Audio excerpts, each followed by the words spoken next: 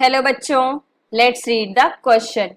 The question says that a 24 kg projectile is fired at an angle of 53 degree above the horizontal with an initial speed of 50 meter per second.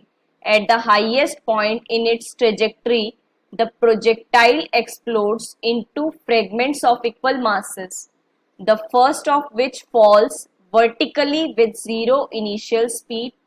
How far from point of firing does second fragment strike the ground?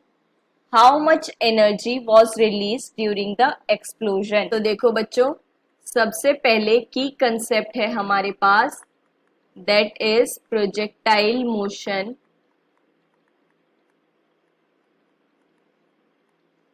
energy and centre of mass. तो देखो बच्चों, equation क्या given है आपको, एक 24 kg है जो उसने हॉरिजॉन्टली कितने एंगल से, 53 एंगल से फेंका है, कितनी स्पीड से, 50 मीटर पर सेकेंड। तो वो प्रोजेक्टाइल मोशन फॉलो करेगा।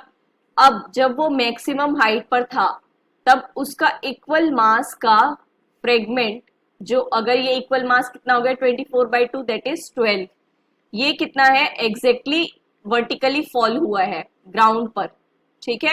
और दूसरा जो है वो हमें नहीं पता कि कहां पर स्ट्राइक हुआ है, बट मोशन कुछ ऐसा ही प्रोजेक्टाइल मोशन होगा। ओके, अब अगर हम इन दोनों मासेस के अकॉर्डिंगली सेंटर ऑफ मास देखते हैं तो उस पे हमारा कोई भी इफेक्ट नहीं होगा। ओके, तो देखो, अब क्योंकि ये हमारे पास क्या होती है रेंज, बट मैक्सिमम हाइट पर आपकी कितनी रेंज होगी, दैट इज r/2, राइट। तो अब देखो अकॉर्डिंगली अगर हम सेंटर ऑफ मास x के अकॉर्डिंग, दैट इज रेंज के अकॉर्डिंग कैलकुलेट करते हैं तो वो कितना होगा, सबसे पहले m1x1 plus m2x2 divided by m1 plus m2, क्योंकि दो पार्टिकल्स हैं।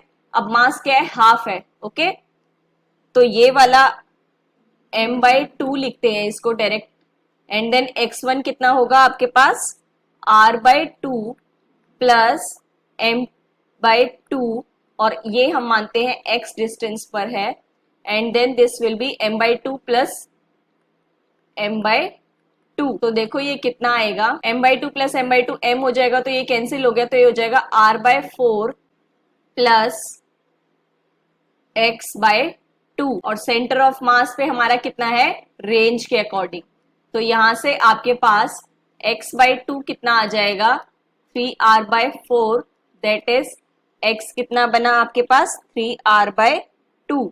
तो अब यहां पर रेंज की वैल्यू रखो, वो कितनी होती है, u² sin 2θ/g।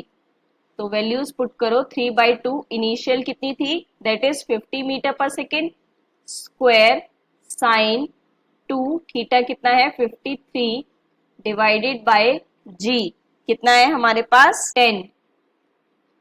तो इनकी वैल्यूज रखने पर, ये सॉल्व करने पर आपके पास कितना आएगा, 3/2 2500।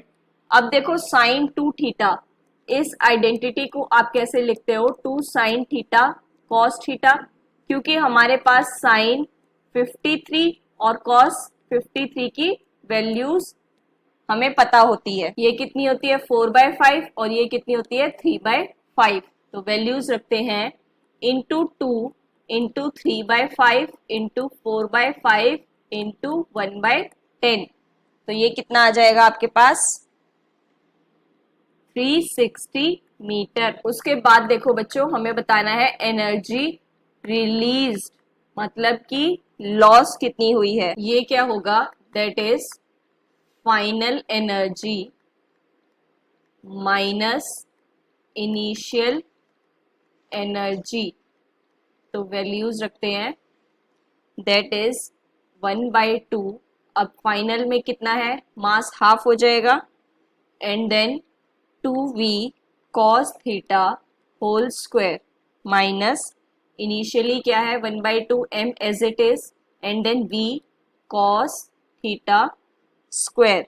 देखो अब cos थीटा क्यों लिया हमने, क्योंकि अगर ये थीटा एंगल पर है तो इसका x कंपोनेंट क्या आएगा, that is v cos theta. तो ये कितना आ जाएगा आपके पास सॉल्व करने के बाद, 1/2 mv² cos square theta. Values रखते हैं, 1/2 मास कितना है 24, v² 50² cos square 53, that is 3/5 whole square is equals to 10800 joule. So the final answer, first of all, for that x distance is 360 meter and that energy released is 10800 joule. Hope you understand it well. Best of luck. Thank you.